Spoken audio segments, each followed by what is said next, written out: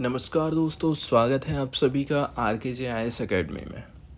दोस्तों, आज चर्चा होने वाली है सरकार, पार्टिकुलरली केंद्र सरकार और कुकी जो कम्युनिटी के बीच में अभी जो हाल फिलहाल में बातचीत हुई है उससे रिलेटेड।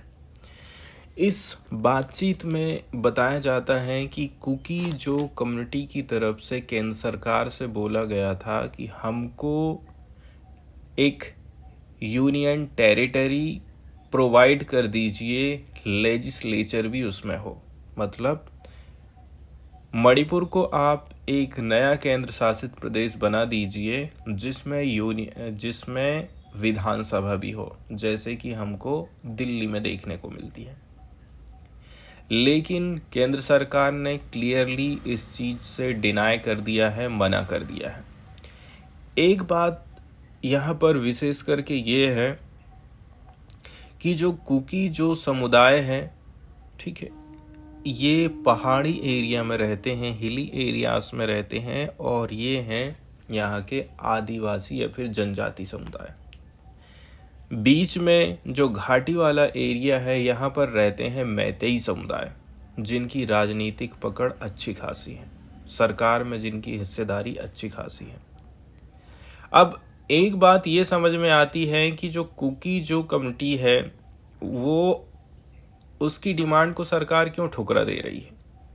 वहीं यदि मैतेई समुदाय दबाव डालता सरकार के ऊपर तो हो सकता है केंद्र सरकार उनकी बात मान भी लेती, लेकिन इनकी पावर कम है, इनका संगठन कम है और दूसरी बात आदिवासी हैं ये लोग। ऐसा भी हो सकता है जिसके चलते चलते केंद्र सरकार ने इनकी बात को ऐसे ही रिजेक्ट कर दिया है। केंद्र सरकार ने बोला है, गृह मंत्रालय ने बोला है, दिस इज नॉट पॉसिबल। सरकार का कहना है कि केंद्र सरकार की जो पॉलिसी चल रही है उसके हिसाब से आपकी जो डिमांड है वो फुलफिल नहीं हो सकती है। कुकी जो कम्युनिटी का कहना है कि हम ये नहीं चाहते हैं कि सेक्सेशन हो, मतलब मणिपुर भारत से ही अलग हो जाए।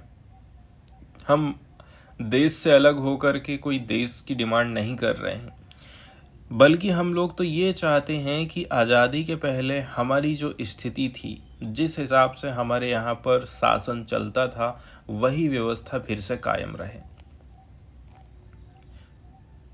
कुल मिलाकर के प्री इंडिपेंडेंस की जो पोजीशन है उसको फिर से रिस्टोर करना चाहता है कुकी जो समुदाय, जब उनके इलाके उस समय में ऑटोनोमस हुआ करते थे और अभी भी वो ऑटोनोमस तरीके से अपना एडमिनिस्ट्रेशन चलाना चाहते हैं।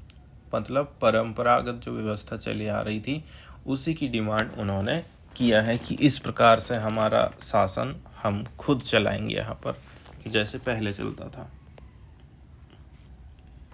तो 7 नवंबर को बैठक हुई है यूनियन होम मिनिस्ट्री के साथ में। बैठक का जो कोर डिमांड था, कुकी जो इलाकों के लिए विधानमंडल वाली केंद्र शासित प्रदेश की मांग। मतलब जिस जिस एरिया में कुकी कम्युनिटी ज़्यादा डोमिनेंस कर रही है, पार्टिकुलरली पहाड़ी एरिया, ये जो बीच का एरिया आप देख रहे हैं यहाँ मैतेई रहते हैं, तो एक काम करिए ना, जो कुकी जो एरिया है उस एरिया को आप यूनियन टेरिटरी घोषित कर दो जिसमें विधानसभा भी हो। लेकिन केंद्र सरकार कह रही है एक तो राज्य के भीतर में ये वाली जो व्यवस्था है को एग्जिस्टेंस, ये बिल्कुल संभव नहीं है। ये बैठक उस समय में हुई है जब सिर्फ 2 महीना पहले ही सितंबर 2025 में इन समूहों ने केंद्र और राज्य के साथ सस्पेंशन ऑफ ऑपरेशन समझौता किया था। इसमें बोला गया था कि जो हिंसा चल रही है, जो सैनिक गतिविधि हैं, दोनों रुक जाएंगी, अब हिंसा नहीं होगी। अब यहाँ पर 2 बड़े संगठन का नाम बताया जाता है, कुकी नेशनल ऑर्गेनाइजेशन और यूनाइटेड पीपुल्स फ्रंट। इनकी तरफ से ये बैठक का आयोजन किया गया था। गृह मंत्रालय की तरफ से बैठे थे AK मिश्रा, जो कि नॉर्थ ईस्ट एडवाइज़र हैं। इन्होंने 6 से 7 नवंबर में ये चर्चा करी थी। फर्स्ट डे डिस्कशन की यदि हम बात करें, जिसमें एडमिनिस्ट्रेशन इश्यूज के ऊपर चर्चा हुई थी, मतलब पहले दिन 6 नवंबर की बातचीत में 4 सितंबर वाले जो त्रिपक्षीय समझौते हैं, जिसमें केंद्र सरकार, स्टेट गवर्नमेंट और कुकी जो ग्रुप बैठा था, इनके साथ जो कुछ भी बातचीत हुई उसकी समीक्षा हुई। ग्रुप्स ने बोला है कि एडमिनिस्ट्रेशन और शासन से जुड़ी समस्याओं को कुकी जो बहुल जिलों में हल किया जाए, जहां अब तक सरकार की उपस्थिति और सेवाएं कमजोर हैं। इसके बाद सेकेंड डे की बात करें, political demand for union territory. दूसरे दिन मतलब 7 तारीख को जब बातचीत हुई तो उस समय पॉलिटिकल डिमांड रखी गई थी, यूनियन टेरिटरी विथ लेजिस्लेचर, लेकिन केंद्र सरकार ने क्लियरली इससे मना कर दिया। सरकार का कहना है कि केंद्र सरकार को कुकी जो समुदाय की पीड़ा का पूरा एहसास है, पीड़ा मतलब प्लाइट, लेकिन अभी जो नियम कानून ऐसे आ गए हैं जिस हिसाब से यूनियन टेरिटरी बनाने की हम अनुमति नहीं ले पा रहे हैं। साथ में ये भी कहा कि मणिपुर की सभी जाति समुदाय, मेतेई, नागा, जो सबसे परामर्श जरूरी है, तब जाकर के कोई सॉल्यूशन निकल करके आएगा। मतलब वही बात जो बात हमने शुरू में करे थे। इसके बाद चर्चा में सिर्फ राजनीतिक नहीं बल्कि सांस्कृतिक और भूमि संबंधी जो मुद्दे हैं उनको भी उठाए गए थे, जैसे कि जमीन, जंगल, उनके पारंपरिक रीति रिवाज और डेवलपमेंट के लिए भी कुछ कदम। समुदाय का कहना है, कुकी जो कम्युनिटी का कहना है कि भाई जो ट्राइबल्स लैंड राइट्स की हमारी रक्षा होनी चाहिए। इसके अलावा पहले हम जिस प्रकार से पारंपरिक मुखिया के माध्यम से सत्ता चलाते थे, वैसे ही व्यवस्था को हमारी मान्यता दी जाए, क्योंकि वही अपने इलाकों में ज़मीन और न्याय व्यवस्था को संभालते हैं। इसके अलावा कुकी जो कम्युनिटीज़ ने ये भी कहा है कि गांव के मुखियाओं की डेथ के बाद उनकी जो सक्सेशन की प्रक्रिया है ना, काफ़ी जटिल है। इसके अलावा लैंड रजिस्ट्रेशन और डीड प्रोसेसिंग के लिए लोगों को इम्फाल जाना पड़ता है। जब से हिंसा हुई है इसके बाद ये काफ़ी असुरक्षित और असंभव हो गया है, इसलिए एडमिनिस्ट्रेशन के कामों को सरल बनाया जाए। 4 सितंबर 2025 को गृह मंत्रालय ने नया त्रिपक्षीय समझौता घोषित किया था, जो फरवरी 2024 से रुका हुआ था। इसमें क्या बात हुई थी कि यहाँ की जो फोर्स है वो उग्रवादियों का वेरिफिकेशन करेंगे, जो विदेशी नागरिक हैं उनको डीलिस्ट और डिपोर्ट कर दिया जाएगा। इसके अलावा उनके कैंप्स को रीलोकेट किया जाएगा। अब SOO पैक्ट जो आया था उसके कुछ क्लासेस बताए जाते हैं। इस नए समझौते में बोला गया था कि भाई मणिपुर की जो क्षेत्रीय अखंडता है, टेरिटोरियल इंटीग्रिटी है, वो बनी रहेगी, लेकिन साथ ही एक नया क्लॉज जोड़ा गया था, negotiated political settlement with in constitution of India, जिसमें बोला जा रहा है बातचीत से समाधान निकालना है, लेकिन संविधान के हिसाब से ही बातचीत होगी।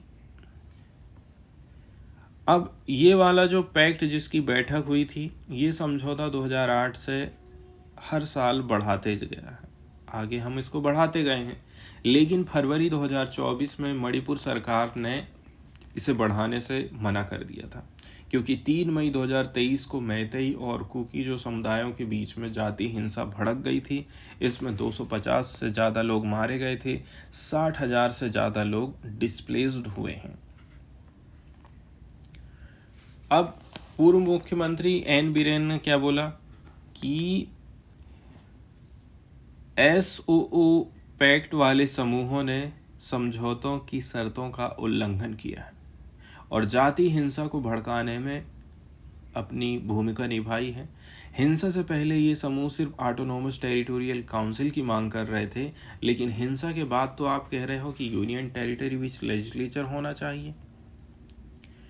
जब से हिंसा हुई है लोगों को विश्वास ही नहीं हो रहा है, इसलिए अब कुकी जो समूह ऑटोनॉमी से आगे बढ़ कर के अलग यूटी की डिमांड कर रहे हैं।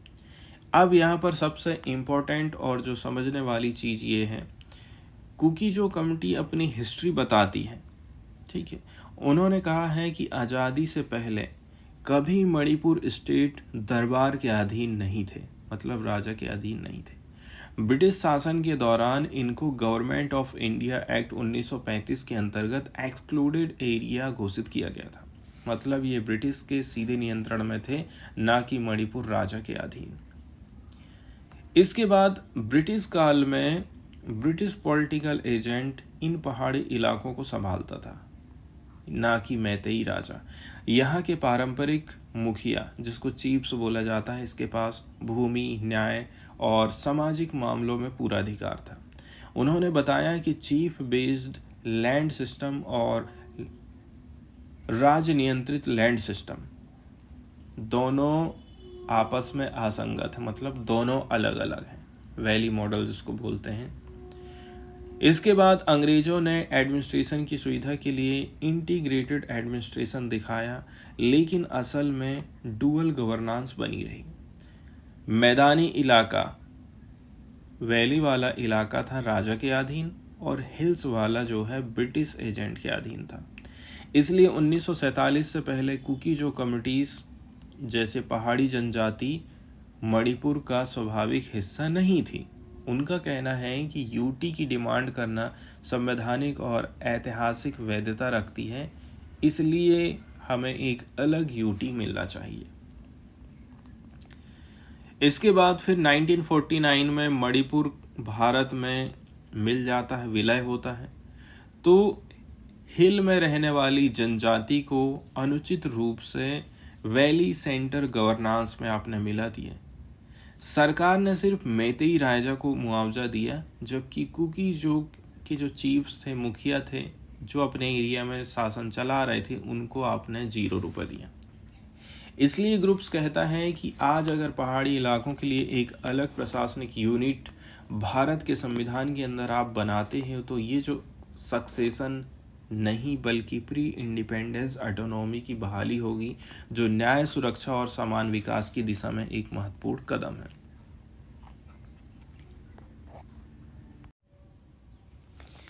एक बात यहाँ पर और भी ये सोचने वाली है कि जम्मू एंड कश्मीर को तो आपने बड़ा यूनियन टेरिटरी घोषित कर दी है, और जब कुकी जो कमेटी डिमांड कर रही है कि यूनियन टेरिटरी विथ लेजिस्लेचर हो ये एरिया, तो आप हमारी बात को क्यों नहीं मान रहे हैं?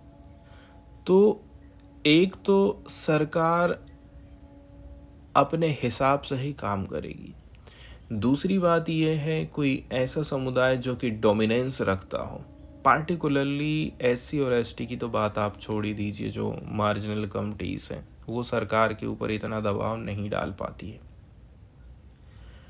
दूसरी बात सरकार ने ये बोली है कि अलग अलग जो ग्रुप्स हैं, आप सब लोग मिल कर के एक राजनीतिक सॉल्यूशन निकालिए तो हम आगे बात करेंगे, खाली आप लोगों की बात हम नहीं सुनने वाले। अब यहाँ पर हम बात करते हैं कि अगर कुकी जो कमेटी की बात सरकार मान लेती तो इससे कुकी जो कमेटी को आखिर फ़ायदा क्या होता, ये हमारे लिए भी जानना काफ़ी ज़्यादा ज़रूरी है। पहले नंबर की बात यह है, अभी जहाँ पर ये लोग रहते हैं ना, इस एरिया को वैली वाला एरिया कंट्रोल करता है। कहने का मतलब ये है वैली में ही ज़्यादातर लोग पॉलिटिक्स में हैं, तो पहाड़ी एरिया को कौन कंट्रोल कर रहा है?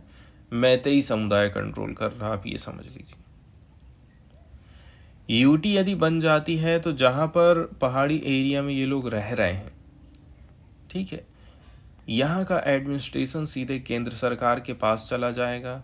इससे उनको लोकल डिसीजन लेने की आज़ादी मिलेगी, जैसे कि law and order, development project, land regulation, ये सब। मतलब इम्फाल जा कर के हर सरकारी काम आपको नहीं करना है, आप अपने इलाके में खुद एडमिनिस्ट्रेशन करेंगे। दूसरी डिमांड जो कर रहे हैं, विधानसभा हो जाने का लाभ। अगर यूटी के साथ ही साथ लेजिस्लेचर भी बन जाता, जैसे कि दिल्ली या फिर पुदुचेरी को है, तो वहाँ के चुने हुए प्रतिनिधि अपने कानून और नीति बना सकते हैं। इससे उनकी कमिटी के जो मुद्दे हैं, जैसे कि tribal land protection, customary loss, culture preservation, इनको ज़्यादा मजबूती से लागू किया जा सकता है। तीसरे नंबर की बात यह है cultural and land rights protection. Kuki जो कम्युनिटीज़ पारंपरिक रूप से chief based land ownership system अपनाते हैं, जिसमें ज़मीन गांव के मुखिया के अधीन रहेगी, जबकि मणिपुर की जो वैली है यहाँ पर area state controlled land system है। दोनों मॉडल आपस में क्लैश कर रहे हैं। यूटी यदि बन जाता है तो वे अपनी पारंपरिक व्यवस्था को कानूनी मान्यता और संरक्षण दिला पाएंगे। सिक्योरिटी एंड डेवलपमेंट बेनिफिट भी मिल सकते हैं इनको। हिंसा के बाद कुकी जो कम्युनिटी वाले एरिया में एडमिनिस्ट्रेशन के काम लगभग ठप पड़ गए हैं। यूटी बनने से केंद्र से सीधा पैसा मिलेगा, सुरक्षा बलों का नियंत्रण आ जाएगा। इससे law and order, infrastructure, education and health care तेजी के साथ में इनमें सुधार आएगा। अभी देखा जाए मणिपुर असेंबली में मैतेई समुदाय का बहुमत है। अगर यूनियन टेरिटरी बन जाता है तो कुकी जो कम्युनिटी को अलग राजनीतिक मंच मिल जाएगा, जिससे वे अपनी पॉलिसी खुद बनाएंगे, अपनी आवाज़ सीधे केंद्र सरकार तक पहुंचा पाएंगे। अब यहाँ पर लेकिन केंद्र सरकार काफ़ी डरी हुई है। उनका कहना है अभी तो कुकी जो कम्युनिटी डिमांड कर रही है, हो सकता है कि कुछ समय के बाद नागा लोग बोलने लग जाएं कि हमें भी एक यूनियन टेरिटरी बना दो, मैतेई बोलेगा हमें भी एक यूनियन टेरिटरी बना दो। इससे क्या हो जाएगा, मणिपुर कई सारे हिस्सों में बढ़ जाएगा और सरकार ये बिल्कुल भी नहीं चाहती है। कुल मिलाकर के जब तक सरकार मैतेई समुदाय से बात नहीं करेगी ना, वो आगे नहीं बढ़ने वाली है, क्योंकि कुकी जो की तो बात अभी सरकार ने क्लियरली बोल दिया है, बिल्कुल भी हम आपकी बात नहीं मानेंगे। इसके अलावा पॉलिसी कॉन्स्ट्रेंट भी है केंद्र सरकार के लिए। वर्तमान में केंद्र की नीति है कि नए यूनियन टेरिटरी हम नहीं बनाएंगे जब तक बहुत ज़्यादा ज़रूरी ना हो। हाल के साल में यूटीज़ को हम स्टेट में चेंज कर रहे हैं, जैसे जम्मू कश्मीर को धीरे धीरे स्टेटहुड प्रोवाइड कर रहे हैं, इसलिए यूटी बनाना पॉलिसी के खिलाफ है, ऐसा सरकार कह रही है। इसके बाद एथनिक बैलेंस में डिस्टरबेंस पैदा हो जाएगा, केंद्र सरकार का कहना है। मणिपुर में पहले से ही मैतेई, कुकी, नागा समुदायों में तनाव है। अगर केवल कुकी जो कम्युनिटी को अलग दर्जा दे देते हैं तो नागा समूह अपना अलग प्रशासनिक क्षेत्र ग्रेटर नागालिम की डिमांड कर सकता है।